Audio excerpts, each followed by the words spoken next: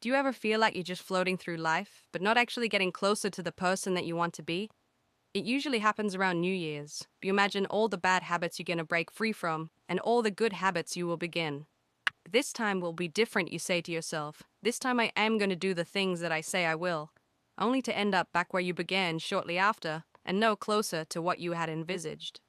So the question is, how do you break free from bad habits and make the habits you desire easier and automatic? Atomic Habits by James Clear answers all these questions. We're going to be doing a fast-paced, detailed summary of the book and dive deep into topics like habit loops, dopamine spikes, priming your environment, plus heaps more. And make sure you stick around until the end of the video where I go through step-by-step how I'm personally using this book to improve my own habits. I hope this summary inspires you to go out and grab a copy of the book for yourself, because this book deserves a space on everyone's bookshelf. Let's jump into it. Imagine a plane taking off and traveling from New York to Los Angeles. Just before takeoff, you adjust the plane just slightly by 3 degrees, or around 80 inches. If you were to keep flying in a straight line, you would end up closer to Tijuana in Mexico than in your intended destination of Los Angeles. And the same goes for our habits. Tiny changes in our habits can change the trajectory of our lives in ways that we can't even notice until many years into the future looking back, in both good ways and bad. You are your habits. The power of atomic habits. A slight change in your daily habit can guide your life to a very different destination. Massive action versus 1% improvements. Far too often we convince ourselves that massive success is only possible through massive action in any goal we are pursuing. We expect ourselves to make some quantum leap or momentous improvement that will gain others' attention. However, it is the tiny improvements that aren't even noticeable at first that create incredible change. Let's look deeper into the math. 1% better every day for a year will compound to 37 times better, but 1% worse every day over a year will bring you close to zero. Your habits can compound against you in the form of things like stress or negative self-talk, or they can compound for you in the form of things like knowledge, productivity, skills, and relationships. Success is the product of daily habits, not once-in-a-lifetime transformations. The truth about progress. When you start any endeavor in your life, here is what you think should happen: linear progress. But here is what actually happens. Notice this section here in the beginning. Small changes in our progress are not even noticeable. James Clear refers to this part of the graph as the valley of disappointment. You've done so much, you've put in so much effort, and you can barely see any results. This is where most people fail and slip back into their old routines. The most powerful outcomes of any compounding process are delayed, so patience is required. Goals versus systems. Forget about goals, focus on systems instead. A goal is a result you want to accomplish. Systems deal with processes that lead to the results. The conventional wisdom suggests that the best way to achieve anything we want in life, be it getting into better shape, building a successful business, or spending more time with family, is to set specific, realistic goals. But if you completely ignored your goals and focused only on your systems, would you still succeed? The author of this book argues that you would. Here are some problems with only having goals. Successful and unsuccessful people share the same goals, so therefore the goal cannot be what differentiates winners from losers. Achieving a goal only changes your life for that moment in time. Goals can create an either-or conflict. Either you achieve the goal and succeed, or you don't and you're a failure, even if you are making progress in the right direction. When you achieve a goal, what do you do after? If your goal was running the local marathon, chances are, after completing it, your motivation will quickly fade and you will just slip back into your old routines. Goals are good for setting a direction, but systems are best for making progress. A system of atomic habits. The problem with changing your habits is not you. The reason why you repeat the same bad habits for so long isn't because you don't want to change, but because you have the wrong system for change. Atomic habits are small routines and behaviors that accumulate to produce incremental positive outcomes over time. Big breakthroughs tend to get more attention than small improvements, but what really matters are the little daily decisions and actions we take. Just as atoms are the building blocks of molecules, atomic habits are the building blocks of remarkable results. There are 3 layers to behavior change. The first layer is changing outcomes, the result: losing that weight, writing that book, or winning the season. The outcomes are what you get. The second layer is changing your process, what you do. the new workout routine, or developing a daily reading habit. And the third letter is changing your identity, what you believe, your worldviews, and how you think about yourself and others. Most people focus on the outcomes, but the best way to change your habits is by focusing on the person you want to become instead of the results that you want. The goal isn't to learn an instrument, it's to become a musician. The goal isn't to run a marathon, it's to become a runner. When something you want in your life becomes part of your identity, that is when your behaviors will start to naturally change. When you tell yourself and others, I'm a runner, you want to live up to that identity. Remind yourself, every time you do a workout, you are an athlete. Every time you write a line of code, you are a programmer. And each time you instruct your team, you are a leader. The habit loop.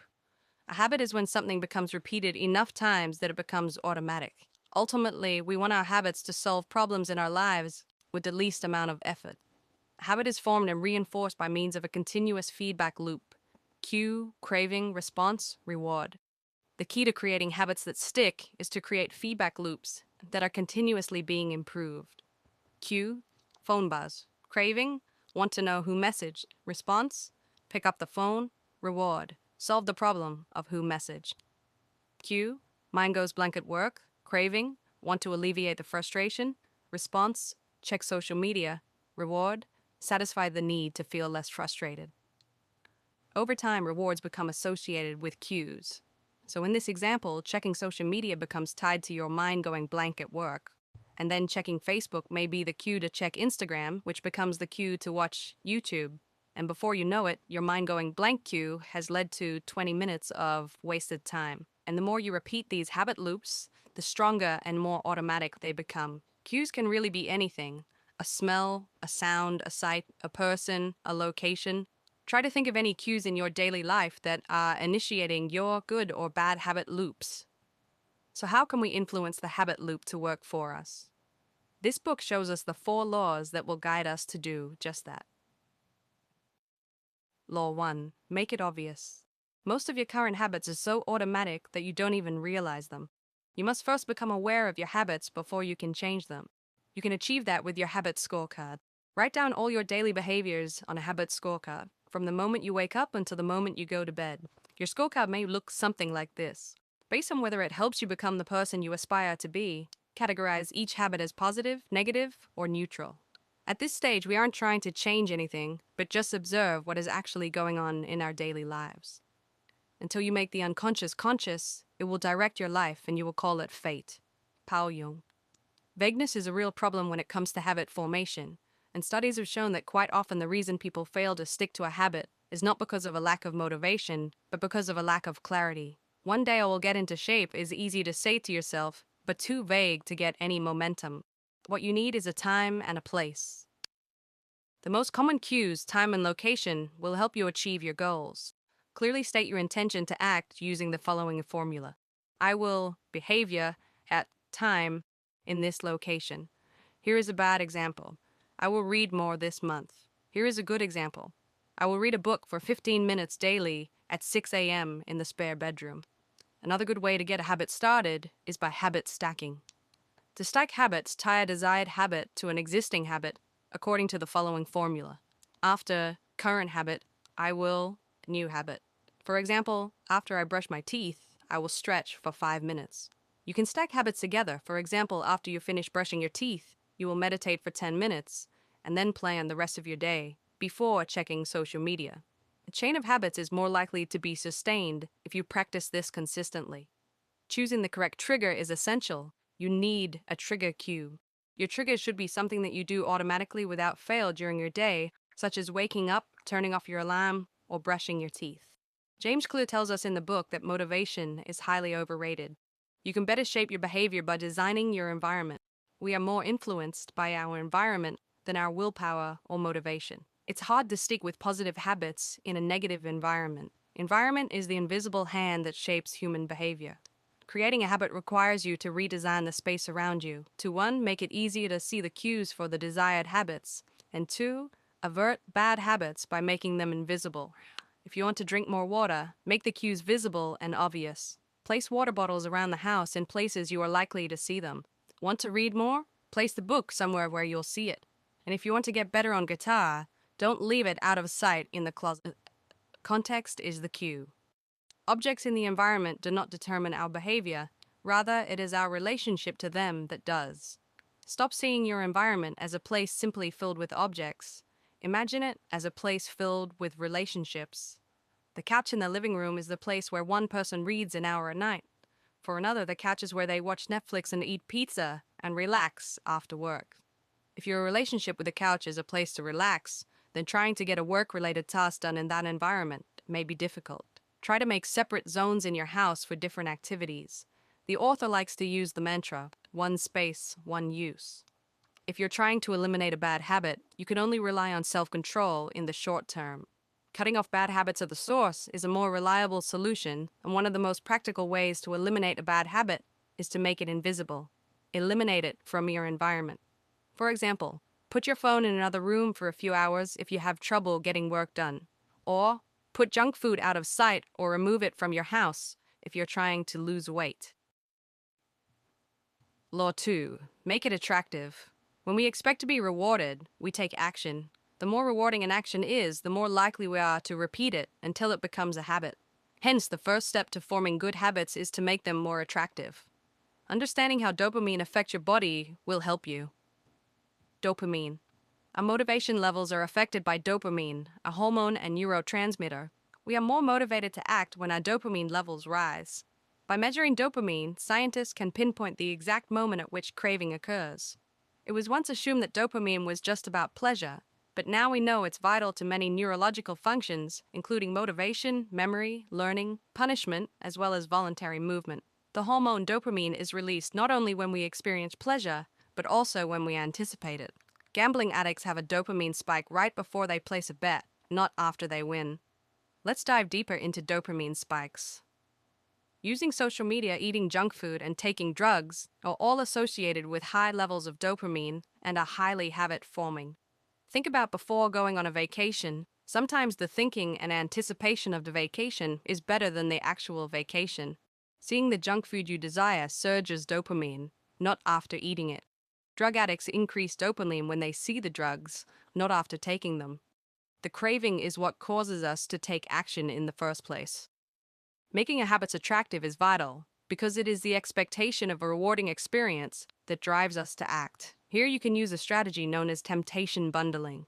The temptation bundling process makes a habit more attractive by combining an action we need to do with one that we want to do. For example, you could bundle watching Netflix, something you want to do, with working out, something you need to do. Temptation bundling applies a psychology principle known as Premack's principle. Developed by Professor David Premack, the Premack principle states, more probable behaviors will reinforce less probable behaviors. In other words, even if you're not looking forward to doing some exercise, you become conditioned to do it because you get to do something else you really enjoy. Group influence. We are continually wondering, what will others think of me, and altering our behavior based on the answer. We are influenced by the people closest to us and the groups that we belong to. If you're trying to build a good habit, one of the best ways to reinforce the habit is to find and become part of a culture where that habit is the norm. If you want to get into better shape, surround yourself with fit people. If you want to read more, join a book club. Primal motivators, the source of cravings. In your normal everyday life, you wouldn't say something to yourself like, I want to eat pizza because I need to consume this food to survive. Surface-level cravings are merely manifestations of our deeper underlying motives, and these underlying motives guide our behavior. Here are some examples from the book of underlying motives. Conserving energy, obtaining food and water, finding love and reproducing, connecting and bonding with others, winning social acceptance and approval, reducing uncertainty, achieving status and prestige. Your brain did not evolve with a desire to smoke cigarettes, check Instagram every 5 minutes, or to play video games. Online platforms and products did not invent new motivations, but rather appeal to the underlying motives of human nature that we already have to gain our attention. Your habits are modern-day solutions to ancient desires, new versions of old vices. The underlying motives behind human behavior remain the same. People who have the underlying motive of connecting with others may jump onto Facebook. Others seeking the underlying motive of finding love and reproducing may sign up for Tinder. If you want to reduce uncertainty, there's Google for that. And seeking social acceptance, there's Instagram. reprogramming your brain to enjoy hard habits. You can make hard habits more attractive if you can learn to associate them with a positive experience. By highlighting the benefits of a habit rather than its downsides, you can quickly reprogram your mind and make it seem more appealing. For example, fitness equals health and well-being and not fatigue. Cleaning the house, an environment conducive to peace of mind and not wasted time. Saving money, future financial freedom and not sacrifice. Make it unattractive.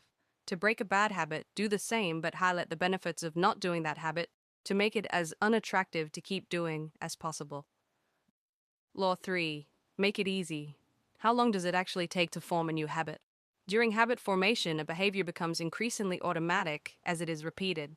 As you repeat an activity, your brain changes in order to become more efficient at doing it. Long before neuroscientists dug into the process of forming habits, repetition was known as a powerful tool for establishing habits. You activate particular neural circuits associated with habits every time you repeat them, so framing habit formation in terms of time is flawed. It should be framed in terms of number of repetitions. Reducing friction, the law of least effort. The more energy required, the less likely it is to happen. It takes almost no energy to get into the habit of reading one page of a book each day. Habits are more likely to occur when they require less energy. The bigger the obstacle, the more friction there is between you and the desired outcome. If you need to travel 20 minutes out of your way to go to your gym, chances are you will not. But if your gym is located on your commute to work, you will greatly decrease the friction. By making your good habits more convenient, you're more likely to stick to them. Your life will be easier if you find ways to reduce friction rather than trying to solve it. In order to build better habits, we have to find ways to reduce friction associated with our good habits and increase friction associated with our bad habits. Priming the environment for use. By automating or setting up your environment, you can reduce the friction for future action. For example, I will lay out my workout clothes the night before, so when I get up, I can get moving in the morning. Or to prepare a healthier breakfast, place the pan on the stove, cooking spray on the counter, and gather the ingredients the night before. Again, to reduce any friction. Using the 2-minute rule to stop procrastinating. Using the 2-minute rule can help you establish small habits that will lead to success in bigger ones. Find a simple 2-minute version of your desired habit. You want to scale down your desired outcome. Running a marathon becomes putting on your shoes and stretching for 2 minutes. Reading an hour per day becomes reading 1 page. You need to get the routine anchored in place and then slowly build up the difficulty. After you've mastered the 2-minute habit, you can progress to the next phase. To make something more difficult, think about ways you can create barriers of friction between yourself and the bad habit. Make it as impractical as possible. If you want to watch less TV, unplug the TV after each use and put the remote in an inconvenient location. When you go shopping, leave your credit cards under the seat of the car if you have a bad habit of spontaneous spending. Do anything you can to make your bad habits less likely to occur. Law 4. Make it satisfying. The most important rule of behavior change. A feeling of pleasure is a message to the brain, this feels good, let's repeat this next time. When you experience pleasure, your brain learns that behavior is worth remembering and repeating. What is immediately rewarded is repeated. What is immediately punished is avoided. The first 3 laws increase your chances of doing the habit this time. The last law increases your chances of repeating the habit next time. The mismatch between immediate and delayed returns. It is common for us to feel good about our immediate results, but bad about our long-term outcomes when we practice bad habits. It is the opposite with good habits. The immediate result is unpleasant, but the ultimate outcome is satisfying. A certain amount of success in just about every field involves ignoring an immediate reward for the long-term one. It is best to add a little immediate pleasure to the habits that will pay off in the long run, and a little pain to those that don't. The vital thing in getting a habit to stick is to feel successful, even if it's in a small way. The feeling of success is a signal that your habit paid off and the work was worth the effort. It is satisfying to make progress, and you can monitor your progress using visual measures such as moving paper clips, hairpins, or marbles. These little wins can go a long way. For example, for each sales call you make today, move a marble from one jar to the complete jar. For each 25 minutes of writing, move a paper clip. Visual measurements can take many forms: diet journals, workout logs, download progress bars, or even page numbers in a book.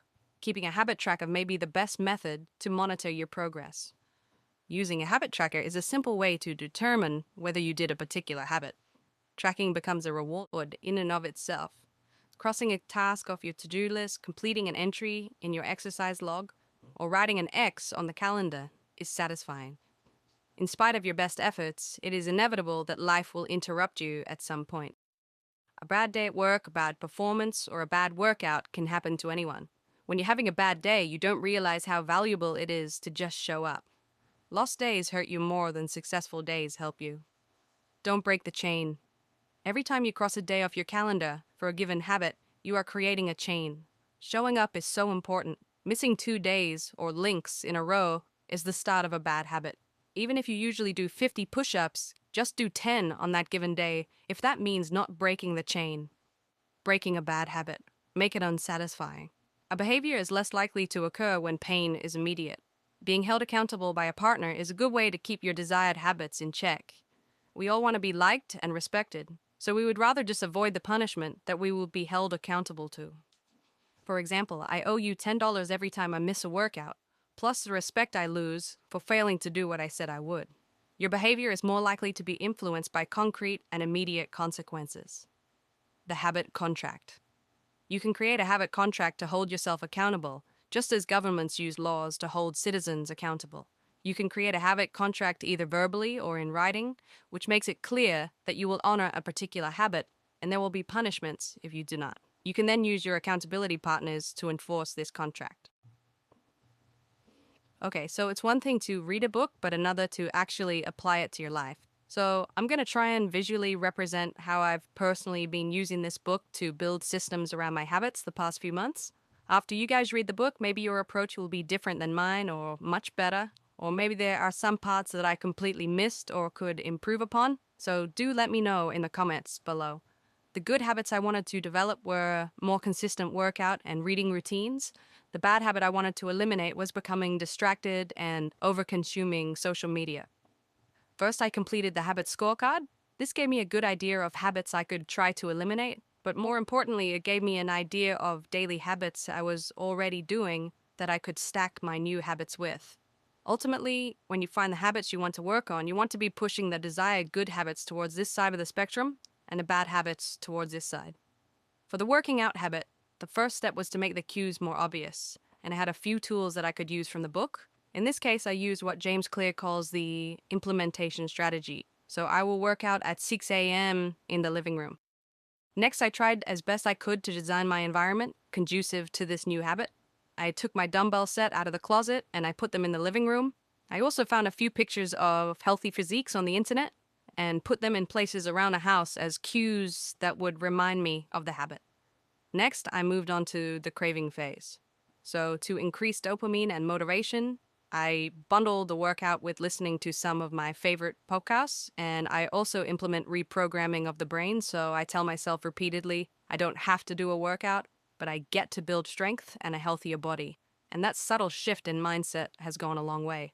Ideally, joining a gym or finding a group of people to work out with would be even better to strengthen this habit, but unfortunately, all the gyms are closed where I live, so I'm kind of on my own, and these two tools will have to suffice for the moment. Next, making it easy. Using the 2-minute rule to make sure that I don't end up like most people starting a new habit that try to do too much too soon. I want my habit to not feel like a challenge at all. So my 2-minute rule was putting on my workout clothes and stretching. And if that was the only thing that I accomplished, then that was fine because I showed up. But you will quickly find that once you are there, you are now motivated to get the workout done. So it is weird, but the motivation seems to come after you get the habit started. My mindset is focused on small 1% changes, compounding into meaningful results, and that my systems will get me the results and not vague goals. Remembering that my main focus at this point is just making sure that I show up and start anchoring this habit in place. And once you are consistently showing up, you can increase the progression. To decrease friction, I made the rule that I'm not allowed to check my phone until the workout was complete. If I get distracted by emails or social media, it is one excuse and one step of friction between myself and the workout getting completed.